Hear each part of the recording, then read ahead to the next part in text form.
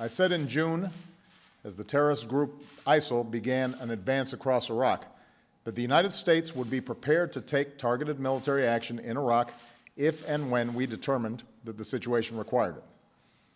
In recent days, these terrorists have continued to move across Iraq and have neared the city of Erbil, where American diplomats and civilians serve at our consulate and American military personnel advise Iraqi forces. We're also providing urgent assistance to Iraqi government and Kurdish forces to stop the advance on Erbil. I've directed our military to take targeted strikes against ISIL terrorist convoys should they move toward the city. We intend to stay vigilant and take action if these terrorist forces threaten our personnel or facilities anywhere in Iraq, including our consulate in Erbil and our embassy in Baghdad. They're starving and children are dying of thirst. Meanwhile, ISIL, at the request of the Iraqi government, we've begun operations to help save Iraqi civilians stranded on the mountain. As ISIL has marched across Iraq, it has waged a ruthless campaign against innocent Iraqis. And these terrorists have been especially barbaric towards religious minorities, including Christian and Yazidis, a small and ancient religious sect. Countless Iraqis have been displaced, and chilling reports describe ISIL militants rounding up families, conducting mass executions, and enslaving Yazidi women. We're also consulting with other countries and the United Nations who have called.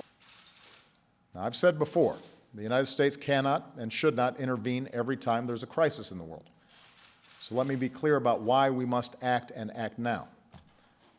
When we face a situation like we do on that mountain, with innocent people facing the prospect of violence on a horrific scale, when we have a mandate to help, in this case a request from the Iraqi government, and when we have the unique capabilities to help avert a massacre, then I believe the United States of America cannot turn a blind eye. We can act carefully and responsibly to prevent a potential act of genocide. These terrorists have continued to move across Iraq and have neared the city of Erbil. I know that many of you are rightly concerned about any American military action in Iraq, even limited strikes like these.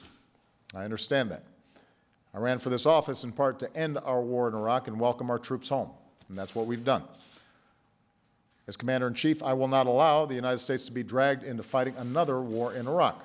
And so even as we support Iraqis as they take the fight to these terrorists, American combat troops will not be returning to fight in Iraq, because there is no American military solution to the larger crisis in Iraq.